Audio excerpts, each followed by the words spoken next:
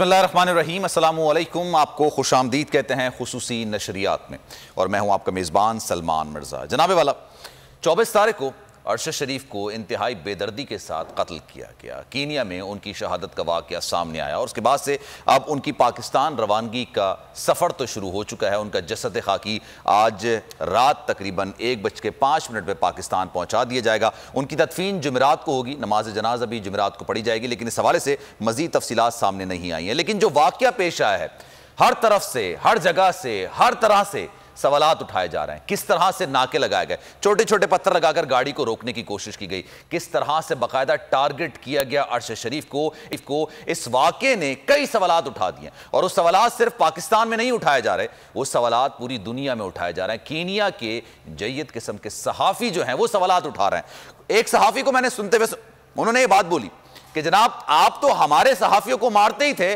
आज आपने बैनुल अक़वामी सहाफ़ी को भी मार दिया। ये बात कोई और नहीं बल्कि कीनिया के सहाफ़ी अपनी ही पुलिस से पूछ रहे हैं। इस वाक़े में बहुत सारे सुकम हैं, लेकिन कहीं ना कहीं पाकिस्तानी हुकूमत भी इसमें ज़िम्मेदार है, क्योंकि क्या वजूहात थी, क्या मामलात थे कि अरशद शरीफ को अपने ही मुल्क में ये महसूस होने लगा महफूज हैं, और उन्होंने बैरून मुल्क जाने का फ़ैसला किया, और वहाँ से जनाब उनका जसद खाकी आज 1:05 पे पाकिस्तान इस्लामाबाद पहुंचाया जाएगा। समीर इब्राहिम साहब इस वक्त अरशद शरीफ साहब के घर के बाहर मौजूद हैं, उनसे जब मजीद बात करेंगे। समीर साहब, कई सवालात उठ गए हैं जो ये वाक़या हुआ है, लेकिन पहले मैं चाहूंगा सर थोड़ी सी तदफीन के वाले से बात कर लेते हैं, नमाज जनाजा के वाले से बात कर लेते हैं। जुमेरात को पढ़ाई जाएगी नमाज जनाजा, और तदफीन भी होगी। आज रात 1:05 पे उनका जसद खाकी पाकिस्तान पहुंचा दिया जाएगा। सर, ये सवाल करना तो बेतुका सा होगा कि क्या एहसासात हैं, क्या जज्बात हैं, लेकिन सर क्या कहेंगे आप? देखें, इस वक्त यहाँ पर ये बात हो रही है, बहुत सारे दोस्त ये सजेस्ट कर रहे हैं कि जो जनाजा है वो फैसल किया जाए। उनकी तदफीन तो गालबन H11 कब्रिस्तान में होगी, जहाँ पर उनके भाई और उनके वालिद साहब अबदी नींद सो रहे हैं, तो वो भी वहीं पर उनका बंदोबस्त गालबन होगा।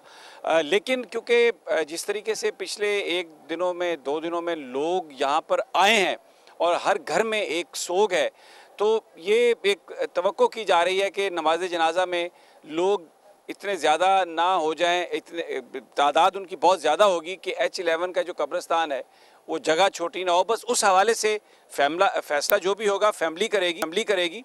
लेकिन क्योंकि अपील्स आ रही हैं यूट्यूब पर भी, साबिर शाकिर भी, और भी बड़े सहाफ़ी सारे, और ज़्यादा से ज़्यादा लोग दुआ में शरीक होना चाहते हैं। ये जो वो मनाज़र हैं जब इनको पाकिस्तान मुंतकिल किया जा रहा है, ये जो सबसे आगे गाड़ी जा रही है, इसमें अरशद शरीफ साहब का जो वाइट कलर की एम्बुलेंस आप देख रहे हैं, इसमें जसद खाकी है अरशद शरीफ का, और उसके पीछे जो गाड़ी है वो पाकिस्तानी सफारतकार की गाड़ी है, और जिस गाड़ी से वीडियो बनाई जा रही है ये कुछ सहाफ़ी हैं उनकी गाड़ी, और इसके पीछे 2 मोबाइल की गाड़ियाँ भी चल रही हैं उनको पाकिस्तान मुंतकिल करने की। अब तक सफ़र तो शुरू हो चुका है, लेकिन जो ये वाक़या है उसकी अब कुछ तफसीलात निकलकर सामने आ रही हैं। ये जो तस्वीर आप देख रहे हैं, ये तस्वीर उस वक्त की है जब अरशद शरीफ साहब बैरून मुल्क जा रहे थे।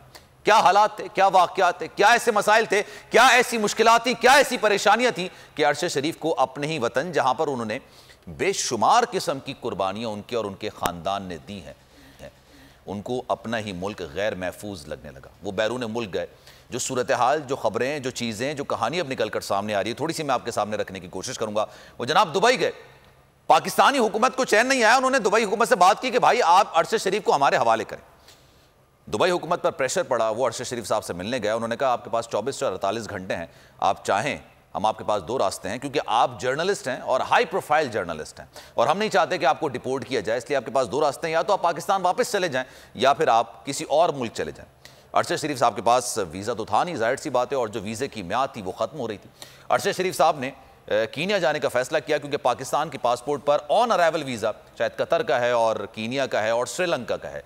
उन्होंने कीनिया जाने का फैसला किया, कीनिया के अंदर वो मौजूद थे।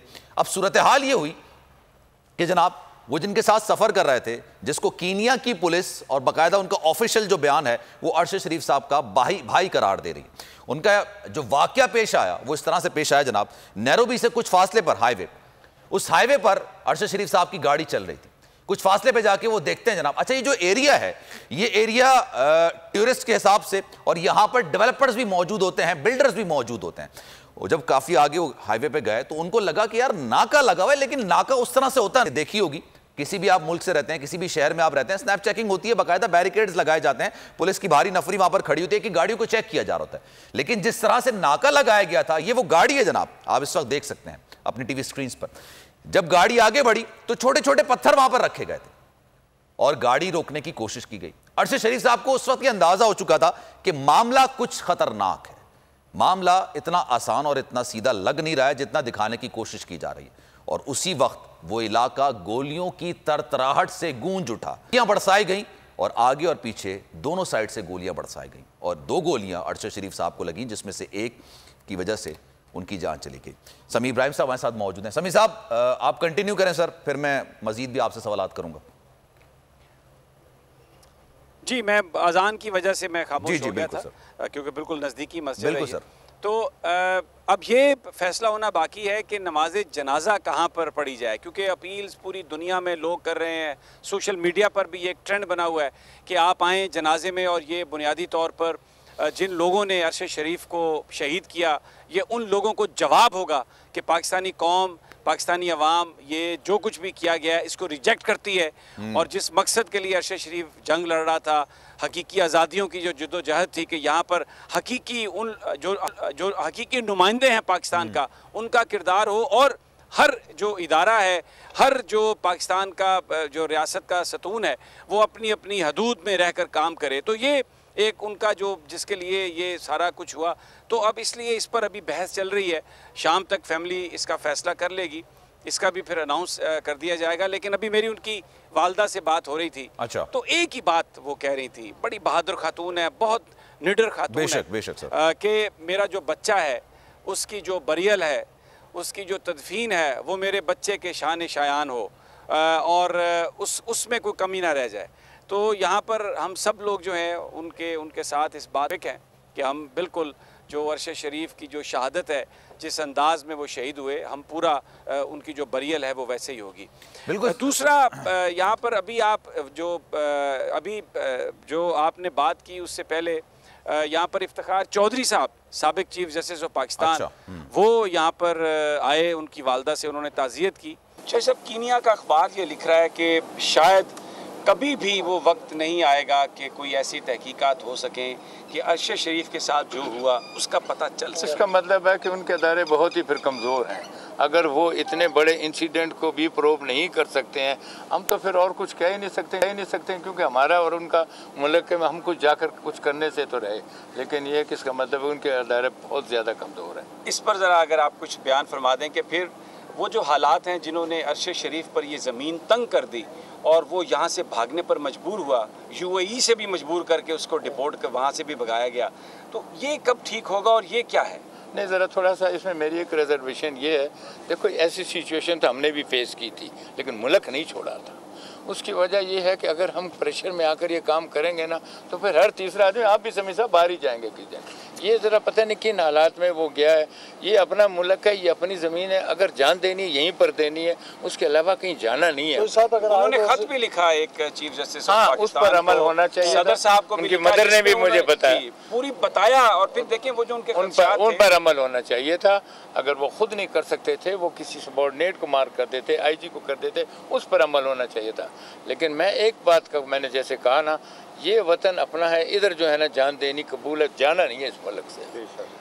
अभी आप हुकूमत पाकिस्तान से क्या कहेंगे? मैं तो ये कहूँगा कि वो कीनिया की हुकूमत को प्रेशराइज़ करें, सही हक़ाइक़ लेकर आएँ। कि जैसे आपने आज ही खबर दे दी कि कीनिया का अखबार कहता है कि वो कर नहीं सकेंगे, इसका मतलब कि उनके अदारे कमज़ोर हैं बहुत ज़्यादा। लेकिन हमारी हुकूमत अगर चाहे तो वहाँ पर उनको प्रेशराइज़ करके बहुत कुछ वहाँ से मालूम कर सकती है। आप समझते हैं कि इसमें यूनाइटेड नेशन की कोई सपोर्ट ली जा सकती है? उसमें कोई दम है? नहीं, हमारे मुल्क में इतना है कि हम इंशाल्लाह उनको जो है ना मजबूर कर सकते हैं। यूनाइटेड स्टेट्स की तो वहाँ पर चली जाती है कि जब हम खुद कमज़ोर हों। अल्लाह का शुक्र है हमारा एक है, और वो हमारे फॉरेन ऑफिस की ड्यूटी बनती है कि वहाँ जाकर ये करें। एक आखिरी सवाल आपसे कि अगर अरशद शरीफ को यहाँ पे ना प्रोटेक्शन मिली, ना किसी ने तहकीकात की, तो अब उसकी शहादत के बाद कुछ होगा? जब एक आदमी दुनिया से साथ उस वक़्त कुछ नहीं हुआ, अब शहादत होगी तो क्या होगा उसके बाद? अता बंदियाल साहब के लिए कोई मैसेज देंगे आप मौजूदा सिचुएशन में अरशद शरीफ साहब के? नहीं, उसको लेटर दे दिया गया था। Thank you very much. जनाब इफ्तिखार मोहम्मद चौधरी साहब, सलमान जस्टिस ऑफ पाकिस्तान वहाँ पर मौजूद है। जी समी इब्राहिम साहब, भाई सर मेरी आवाज आ रही है आपको? आपने इफ्तिखार, जी जी मुझे आ रही है आपकी आवाज। जी सर, मेरी आवाज आ रही है? जी जी सर, कंटिन्यू करें। तो आप गुफ्तगू आपने सुनी है इफ्तिखार चौधरी साहब की। मैं अंदर ही मौजूद था कमरे में जिस वक्त उन्होंने ये कहा, उनकी वालदा ने यूं उन्होंने हाथ जोड़ के कहा इफ्तिखार चौधरी साहब से कि आप माजरत के साथ मैं कह रही हूँ, आप माइंड मत कीजिएगा।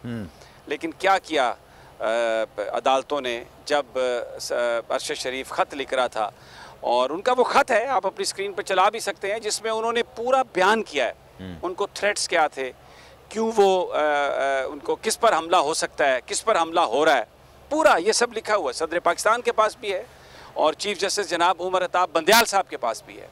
लेकिन उस पर जैसे आपने सुना कोई किसी ने उस पर कोई एक्शन नहीं लिया, और इस इनएक्शन की वजह से जब यहाँ पर उसे वो डर के नहीं भागा। मैं क्योंकि ज़ाहिर है मैं एहतराम करता हूँ इफ्तिखार चौधरी साहब का, साबिक चीफ जस्टिस हैं वो, मैं उनके साथ कन्फ्रंट नहीं कर सकता था, सिर्फ उनसे सवाल कर सकता था। वो भाग के नहीं गया यहाँ से। अगर वो भाग के गया होता तो वो फिर किसी जो पाकिस्तान की मुखालिफ एजेंसी है फिर उनके साथ भागता, फिर पाकिस्तान पर वार करता। वो तो इंतहाई बेबसी के आलम में अपने वतन का नाम लिए अपने ग्रीन पासपोर्ट के साथ कीनिया में शहीद हुआ। उसको एक प्लान के तहत ये जो आप बातें भी कर रहे थे ना थोड़ी देर पहले कि वो सड़क पर वो ये नहीं था, नाका नहीं था, भाई कत्ल उसको करना था। मैं तो इसके जो अभी उसके जो फैक्ट्स आ रहे हैं मैं तो उसको भी डिस्प्यूट करता हूँ। कीनिया का मीडिया उसको डिस्प्यूट कर रहा है, पता नहीं कहीं और पकड़ के मार के गाड़ी में गोलियां लगी हैं, उसको बिठा दिया, मैयत को रख दिया, कुछ नहीं पता हमें। एक जर्नलिस्ट कहता है कि 72 मील दूर सर 78 किलोमीटर बताया जाता है कि ये क्या हुआ 78 किलोमीटर तो इसलिए ये जो फैक्ट्स हमें बताए जा रहे हैं ना कि ये वो पत्थर पड़े हुए थे, नाका लगा, ये सब झूठ है, ये सब कवर अप है, ये झूठ है। इसका मतलब है कि ताकतवर, इसका मतलब है कि दुनिया के ताकतवर तरीन लोग उन्होंने मारा अरशद शरीफ को, और अब उस सारे मामले पर मट्टी डाल रहे हैं। ये तो उस पर किसी और का भी इल्ज़ाम लगा सकते हैं, उस पर ड्रग डीलिंग का भी इल्ज़ाम लगा सकते हैं। अभी तो उन्होंने इल्ज़ाम लगाया कि वो एक बच्चा अगवा हुआ था और ये शक था कि वो बच्चा इस गाड़ी में है। हो सकता है आगे जाके ये अरशद शरीफ को कोई अगवाकार भी कह दें, कुछ नहीं हमें पता। और मैं कहता हूँ बड़ी, आप देखें मैंने 2 अखबार भेजे हैं कीनिया के, उनकी आप हेडलाइंस देखें, उनका फ्रंट पेज देखें, और यहाँ पर जो बड़े बड़े आज़ादी सहाफ़त के चैंपियन अखबार हैं, खबर ढूंढने से मिलती है अरशद शरीफ की। और आप खुद वॉच कर रहे हैं, मीडिया क्रिमिनल साइलेंस है। कौन सा चैनल बयान कर रहा है, कौन बोल कर दे रहा है सिवाय बोल और ARY के? सर माजरत सर एक चीज मैं ऐड करना चाहूंगा समी साहब, तो मैंने तो एक खबर ये देखी, मतलब आप बेहिसी की इंतहा चेक करें, ये तक कहीं मैंने पढ़ा हुआ देखा है कि जनाब सूरत हाल ये थी कि वो कह रहे हैं अरशद शरीफ साहब ड्रग डीलर के साथ ट्रैवल कर रहे थे। बेशर्मी की इंतहा है सर, मतलब इस हद तक नीचे अगर कोई गिर जाए तो उसको क्या करें? तो अवाम को क्या चाहिए? मैं ये कहता हूँ, बड़ी जिम्मेदारी से ये कहता हूँ कि जो लोग अरशद शरीफ के दुख में हैं, जो लोग ये समझते हैं कि अरशद शरीफ के साथ नाजायज़ किया गया, उसको शहीद किया गया, तो बायकॉट करें इनका। जो चैनल इस तरह की डिस्टॉर्शन करता है, जो चैनल इस तरह एक शहीद को ड्रग डीलर के साथ ट्रैवल करवा रहा है, क्यों देख रहे हैं आप उसे यार? दुरुस्त बात, उसकी सबसे बड़ी ये सजा है, बिल्कुल उसे देखना बंद करें, ताकि उसको फिर पता चले कि आप पाकिस्तान के लोगों को बेवकूफ़ नहीं बना सकते, कोई बेवकूफ़ नहीं बना सकता। और यहाँ पे लोग जानते हैं इस बात को। तो ये जो कहानी है ना सारी बयान की जा रही है वहाँ की, ये तो उनकी शहादत को छुपाने के लिए की जा रही है। उसके ऊपर जैसे वो चौधरी शुजात साहब से एक फिक्रा मंसूब है, मिट्टी पाओ, ये तो मिट्टी पाने के लिए सब कुछ किया जा रहा है। तो आपने इफ्तिखार चौधरी साहब को सुन लिया, 2 बातें उन्होंने कही कि कीनिया के इदारे उन्होंने कहा मजबूत नहीं है, दूसरे लफ्ज़ों में ये कि माल लगाओ, जो मर्जी करवा लो, हो गया। अब आ जाएं आप पाकिस्तान पर, तो उन्होंने कहा जिन्होंने ज़िंदगी में कुछ नहीं किया, तो अब मैं क्या कह सकता हूँ, अब उनकी शहादत। और सर उनकी बात से एक चीज़ और अगर आप इजाज़त दें सर, मैं ऐड करना चाहूँगा, वो बात आपने भी की थी, मैं जा रहा हूँ सर उसको भी थोड़ा। अगर जैसे अरशद शरीफ साहब अगर पाकिस्तान के मफादात के खिलाफ काम कर रहे थे, अगर वो जैसा कि आपने कहा कि वो अगर पाकिस्तान से गए डर के नहीं भागे, वो डर के नहीं गए, लेकिन अगर एक सेकंड के लिए आप कहें कि यार वो पाकिस्तान के मफादात के खिलाफ काम कर रहे थे, जो पाकिस्तान की मुखालिफ एजेंसी हैं वो तो उनको प्रोटेक्ट करती, वो तो इस तरह का कोई काम नहीं करती, उनके पास से एक इतना बड़ा उनका एक हथियार निकल जाता। सर ये तो इतनी कोई बेशर्मी की हरकत हो रही है, इतनी बेहिसी का मुजाहरा हो रहा है कि एक इंसान जिसके घर में कुर्बानियों की दास्तान है, जिसके घर में अब कोई मर्द नहीं बचा है सर, उसके लिए उसके साथ मंसूब करके इस तरह की बातें की जा रही हैं। तो बेसिकली यही वो पॉइंट है कि अगर यहाँ पर आपको पता है कि ये बहुत सारे इतने बड़े ओहदे पर भी लोग फाइज नहीं होते, लाखों रुपए बना लेते हैं, इधर एम्बेसियों में जाते हैं, उनके मुखबर बन जाते हैं। तो अगर अरशद शरीफ जैसा आदमी खुदा न खास्ता अगर पाकिस्तान के खिलाफ सोच रहा होता तो किसी के साथ भी डील कर सकता था। उसका दुबई में अमेरिका का वीजा रिजेक्ट ना होता, उसको अल्ताफ हुसैन को तो मर्डरर को बरतानिया ने बिठाया हुआ है, हर चोर अमेरिका में जाके इलाज करवाता है। वो नवाज शरीफ बैठा हुआ है पाकिस्तान का सबसे बड़ा चोर, उसको तो वापस नहीं करते, अरशद शरीफ को वीजा नहीं देते। तो इससे आपको पता चल जाएगा कि उसने अपने मुखालिफ, हमारे मुल्क के या अवाम के मुखालिफ जो लोग हैं उनसे हाथ नहीं मिलाया, उनकी तरफ नहीं देखा, पाकिस्तानी रहा, शहादत तक पाकिस्तानी रहा। अब ये मैं तो इसलिए कोई मुतालबा ही नहीं करता किसी कमीशन का। ये कमीशन बनाने वाले ये क्या इंसाफ दे सकते हैं? मेरा मौला इंसाफ देगा, पाकिस्तान के लोग इंसाफ लेंगे और निकलेंगे इस मुल्क में हकीकी आज़ादियों के लिए। कोई नहीं रोक सकेगा। आप देखेंगे अरशद शरीफ का जो जनाजा होगा, लोग उसको ट्रिब्यूट पेश करेंगे और वो ट्रिगरिंग पॉइंट बनेगा इंशाअल्लाह ताला उस इनकलाब का जिसका पाकिस्तान के लोग ख्वाब देख रहे हैं। और Salman, back to you sir. Judicial commission जो या फिर कमीशन की अगर बात की जाए, कैसे होंगी भी, कैसे किस तरह से होंगी, किस तरह से मामलात आगे बढ़ेंगे? जाहिर सी बात है ये पूरा जो वाकया है लोगों को, मैं सलमान मेरी बात सुने जी सलमान मेरी बात सुने। कोई तहकीकात नहीं हो सकती। ये जिन लोगों ने मारा वो तहकीकात करेंगे, जिन लोगों ने इस मुल्क में उसको जिंदगी उसकी तंग की, ज़मीन तंग की, ये उसकी तहकीकात करेंगे। जिन लोगों ने दुबई से निकलवाया ये उसकी तहकीकात करेंगे। और अगर तुम में दम खम होता तो तुम उसको यहाँ से जाने ही ना देते। तुम में तो कोई दम खम नहीं है। क्या आप किसी को इंसाफ दोगे उसकी शहादत के बाद? और वो जो माँ बैठी हुई है वहाँ पर, वो निडर माँ जिस पर पूरा पाकिस्तान आज फख्र कर रहा है, जो कह रही है कि मुझे सिर्फ अपने बेटे की मैयत चाहिए ताकि मैं उसकी बरियल कर दूंगा। और इमरान खान से उसने कहा सिर्फ 1.25 महीना मुझे दे दो, उसका 40वां, उसके बाद जहाँ कहोगे अपने पोते पोतियों को लेके खड़ी हो जाऊंगी आके इस पाकिस्तान के लिए, क्योंकि मेरे दोनों बच्चों ने पाकिस्तान की जान दी, मेरे हस्बैंड ने सारी ज़िंदगी पाकिस्तान नेवी में, पाकिस्तान की फ़ौज की सर्विसेज में गुजारी। हम पाकिस्तान के लिए पहले भी जान दी और आगे भी जान देंगे। तो क्या कौम इसको भूल जाएगी? ये खौफजदा हो गए हैं, ये डर गए हैं। अब कोई तहकीकात की बात कर रहा है, अब कोई कमीशन बनाने की बात कर रहा है, इसलिए कि अवाम के गुस्से से डरे हुए ये लोग हैं। लेकिन हर शख्स, हर घर आज अरशद शरीफ के गम में अश्कबार है। और मैं आपको बता रहा हूँ कि ये जुमेरात को जो उसकी तदफीन होगी उसमें वो अल्लाह ताला भी फरमाते हैं और बड़े बड़े जो हमारे बुज़ुर्ग हैं उनसे ये चीज़ मंसूब है कि हमारे जनाजे इस बात का तयन करते हैं कि हकदार कौन था और गुनाहगार कौन था। अरशद शरीफ का जनाजा ये दिखा देगा इस दुनिया को कि वो शहीद, और ऐसा शहीद जो इस पाकिस्तान में इनकलाब लाने का बाइस बनेगा। बहुत खूबसूरत बात की सर आपने, बहुत अच्छी बात की समीर इब्राहिम साहब। और वाकई में जो वालिदा अरशद शरीफ साहब की हैं, बहादुरी का, जिस दिलेरी का वो मुजाहरा कर रही हैं, जिस दिल का वो मुजाहरा कर रही हैं, पूरी पाकिस्तानी कौम उनको सलाम पेश करती है। 24 अक्टूबर को अरशद शरीफ को कीनिया में शहीद कर दिया गया। इस वाक़े ने कई सवालात को जन्म दिया है और ये सवालात सिर्फ पाकिस्तान में उठाए नहीं जा रहे हैं बल्कि खुद कीनिया के जय्यद सहाफ़ी इस हवाले से सवालात उठा रहे हैं कि किस तरह से पुलिस ने एक ऐसी गाड़ी को टारगेट किया जिसकी मुशाबत और नंबर प्लेट उस गाड़ी से मिलता ही नहीं जिसकी तलाश कीनिया की पुलिस कर रही थी। लेकिन उसके बावजूद अरशद शरीफ को टारगेट किया गया। गाड़ी को रोकने के लिए गाड़ी के टायर पर फायर क्यों नहीं किया गया? गाड़ी को रोकने के लिए ड्राइवर को टारगेट क्यों नहीं किया गया? इस तरह के बेशुमार सवालात हैं जो कि इस वाक़े के बाद उठाए जा रहे हैं। कीनिया के जो सहाफ़ी हैं, जो इन्वेस्टिगेटिंग जर्नलिस्ट हैं, वो ये सवाल कर रहे हैं अपनी ही पुलिस से कि जनाब आप हम लोगों को, यानी कीनिया के सहाफ़ियों को तो मारते ही थे, अब आपने बैरून मुल्क के सहाफ़ी को भी इस बेदर्दी के साथ कत्ल कर दिया। कीनिया की पुलिस, कीनिया की हुकूमत ने मिस्टेकन आइडेंटिटी के नाम से इस सारे मामले से जान तो छुड़ा ली है, लेकिन कई सवालात ऐसे हैं जो ये कर रहे हैं कि जनाब अरशद शरीफ पर ज़मीन क्यों तंग कर दी गई थी। जिस शख्स के घर में, जिस शहीद के घर में शहादतों की एक दास्तान रकम है, आज उस घर में कोई मर्द शामिल नहीं है। हर कोई किसी न किसी तरह से पाकिस्तान पर कुर्बान हुआ, शहीद हुआ।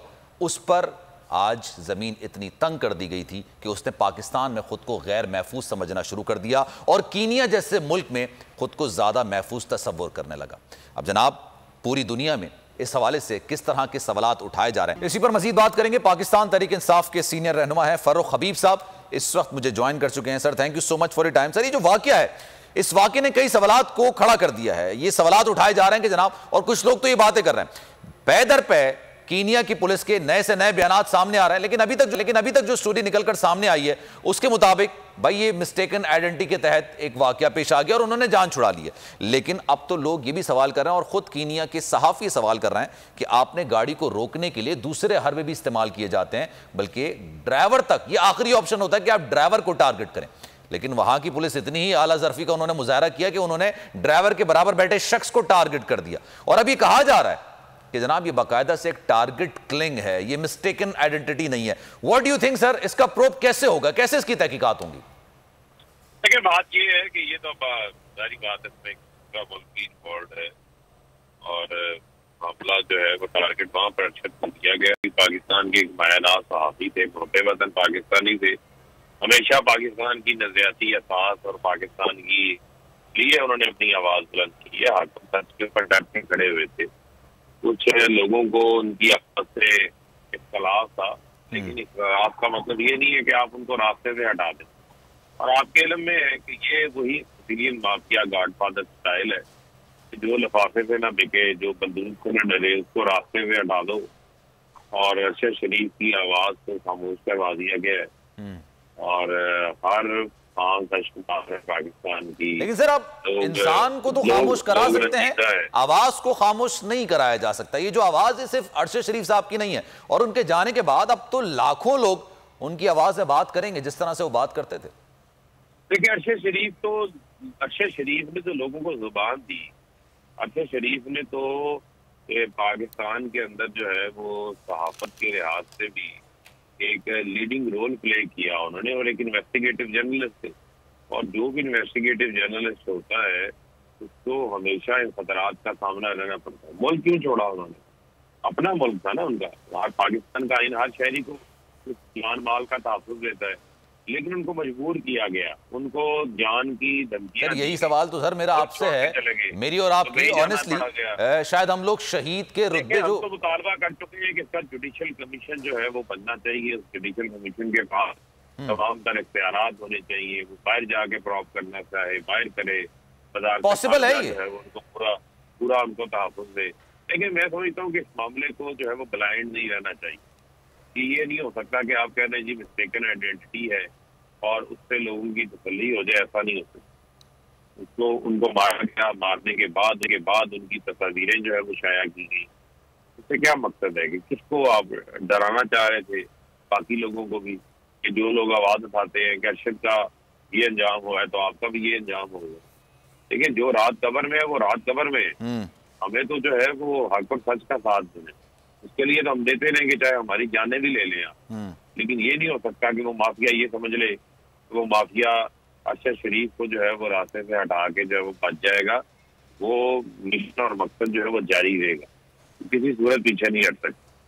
और मैं समझता हूँ कि हर पाकिस्तानी के इस टाइम जो जज्बात हैं वो इस तरह के हैं कि आप हर शख्स गमज़दा है और रंजीदा भी है, और लोगों को अफसोस भी है कि किस तरीके से पाकिस्तान के अंदर हम अपने लोगों को मजबूर किया गया उसको मुल्क छोड़ के जाने के हवाले से। और फिर दुबई में भी सर हुकूमत का क्या किरदार आप देख रहे हैं? वज़ीर इत्तलात ये ट्वीट करती हैं कि तमाम इंतजामात मुकम्मल कर लिए गए, उनका जसद खाकी पहुंचा दिया जाएगा। उनकी बेवई मैसेज करती हैं कि जनाब इनमें इनका कोई किरदार नहीं है। ये लोग खिलाफ थे, ये उसकी आवाज दबाना चाहते थे, उसकी आवाज को बंद करना चाहते थे। उसको ऑफ एयर एयरवाई से किसने करवाया? ये तो ढकी छुपी चीजें हैं। मुझे आप ये बताएं कि आज बाकी क्या चैनल जो है वो आपके चैनल की तरह इसके ऊपर क्या लाइव नशरियात कर रहे हैं?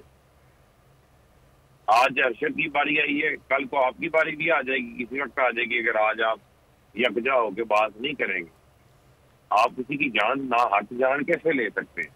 मेरा तो बुनियादी सवाल ये है। मैं तो इससे आगे चलना ही नहीं चाहता। अरशद शरीफ जो है उसका कसूर क्या था? अरशद शरीफ ने पाकिस्तान के लिए कुछ किया ही होगा, पाकिस्तान का नुकसान उसने नहीं किया। सही है, मुल्क का नुकसान। ठीक है, thank you so much sir. Farrukh Habib sahab हमारे साथ मौजूद थे। और इस वाक़े के बाद इंसान, हर पाकिस्तानी गम में भी है, रंज में भी है, अफसुर्दा भी है। और प्रेस क्लब के बाहर एहतजाज का सिलसिला भी हो रहा है। मुख्तलिफ शहरों में प्रेस क्लब के बाहर एहतजाज किया जा रहा है। रुझान की जो सूरत हाल है मुल्क भर की तरह, वहाँ पर भी प्रेस क्लब के बाहर एहतजाज का सिलसिला शुरू हो चुका है और बड़ी तादाद में वहाँ पर लोग मौजूद हैं। दानिश मज़ारी हमारे नुमाइंदे हमारे साथ मौजूद हैं, तफसील वो बताएंगे। जी दानिश। बिल्कुल इस वक्त मैं प्रेस क्लब रुझान में मौजूद हूँ, जहाँ पे मेरे साथ जो है ना सैकड़ों की तादाद में रुझान यूथ के जो है ना नौजवान शहीद अरशद शरीफ के हक में यहाँ पे प्रोटेस्ट रिकॉर्ड करवा रहे हैं। हुकूमत से वो क्या मुतालबा करते हैं हम उनसे जानते हैं। जी आप में बताएं, अरशद शरीफ पाकिस्तानी एक सीनियर एंकर पर्सन थे जो हमेशा सच के ऊपर डट जाया करते थे, आज उसका बेरहमी से कत्ल किया गया, इस बारे में आप क्या कहना चाहते हैं? सबसे पहले तो बहादुर अरशद शरीफ को हमारी तरफ से, पाकिस्तानी कौम की तरफ से सलाम। और उसके बाद जिस बेईमाना तशद्दुद से उसको कत्ल किया गया और कीनिया की जो पुलिस की जो रिपोर्ट्स है, हम कतई उसको नहीं मानते। हम जुडिशल कमीशन का मुतालबा करते हैं, हम चीफ जस्टिस साहब से जुडिशल कमीशन का मुतालबा करते हैं कि शफाफ तरीके से इसकी तहकीकात की जाए और जो इसके कारिंदे हैं उनको पकड़ के उनको सज़ा दी जाए। शुक्रिया। बिल्कुल जान से हमारे नुमाइंदे में आगाह कर रहे थे। टोबा टेक सिंह आपको ले चलेंगे, वहां पर भी हमारे नुमाइंदे हमारे साथ मौजूद हैं, वहां पर भी एहतजाज का सिलसिला जारी है। सुल्तान सिद्धू हमारे नुमाइंदे हमारे साथ मौजूद हैं, आपको मजीद बताएंगे। जी बिल्कुल, आज टोबा टेक्सिम में बोल न्यूज़ के एंकर जो है, एंकर पर्सन अरशद शरीफ के कातलों के ख़िलाफ़ आज सहाफ़ी सरापा एहतजाज हैं। शहबाज चौक में एहतजाजी मुजाहरा किया गया है, जिसमें बड़ी तादाद में सहाफ़ी शामिल थे। एहतजाजी रैली भी निकाली गई है। सहाफ़ियों को यही मुतालबा था कि अरशद शरीफ के जो कातिल हैं उन्हें बेनकाब किया जाए, जो भी साजिश की गई है उसे बेनकाब किया जाए। मेरे साथ सहाफ़ी मौजूद हैं, इनसे पूछते हैं कि आज एहतजाजी मुजाहरे में क्या मुतालबा कर रहे हैं। जी अरशद शरीफ साहब का जो कत्ल है इंतहाई एक ज़ालमाना इक़दाम है। हम उसकी भरपूर मज़म्मत करते हैं। पूरे पाकिस्तान में सहाफ़ी बरादरी सरापा एहतजाज है। हमारा मुतालबा यही है कि अरशद शरीफ के कातिलों को। ठीक है जनाब, thank you so much for your time जनाब। सूरत-ए-हाल से आगे रहते हैं और मुल्क भर में एहतजाज का सिलसिला शुरू हो चुका है। अरशद शरीफ साहब का वतन वापसी का भी सिलसिला है और आज रात 1:05 पर उनका जसद खाकी पाकिस्तान के दारुल हुकूमत इस्लामाबाद में लैंड करेगा। इंशाल्लाह उस वक्त भी आपको तमाम सूरत-ए-हाल से आगे करेंगे। सलमान मिर्ज़ा को दीजिए इजाज़त। ज़िंदगी रही, सेहत रही और ख़ास करके आपकी दुआएं रही तो इंशाअल्लाह आपसे फिर मुलाकात होगी। अल्लाह हाफ़िज़। जनाब अगर ये वीडियो आपको पसंद आई है तो लाइक पर क्लिक जरूर कीजिएगा। एक बार फिर नंबर 1 बोल न्यूज ने एक बार फिर सारे रिकॉर्ड तोड़ दिए। 8 दिन के अंदर अंदर लॉन्ग मार्च का ऐलान हो जाएगा। इलेक्शन पे तवज्जो करते और इसके बाद जो है हम इसको निपटेंगे। बोल का प्रोग्राम नेशनल डिबेट 11 बजे की स्लॉट में सबसे ज्यादा देखा गया। बंद गली में तो नहीं फंस गया है कि फाइनल कॉल की अनाउंसमेंट ही नहीं होके दे रही। वो बंद गली पहुंचते पहुंचते वजीर आज़म की कुर्सी तक पहुंच गए। 68% सार्फिन ने सिर्फ बोल देखने का इंतखाब किया क्योंकि बोल है नंबर 1। सबसे बड़ी कवरेज, सबसे बड़े पैनलिस्ट, हमने तो बड़ी PMLN के वार सहे, वो भी बिला वजह। सबसे ज्यादा रिपोर्टर्स। इलेक्शन कमीशन की जानिब से कोई इंतजाम इतने अच्छे तरीके से नहीं किए गए। बोल की रिवायत, सबसे पहला नतीजा। अहम खबर है बहावल नगर भी कप्तान का PTI कामयाब, मुकम्मल गैर हतमी गैर सरकारी नतीजा सिर्फ बोल न्यूज पर। लम्हा बा लम्हा इलेक्शन की खबर सिर्फ बोल पर। सब्सक्राइब करें और बेल दबाएं ताकि कोई खबर रह न जाए।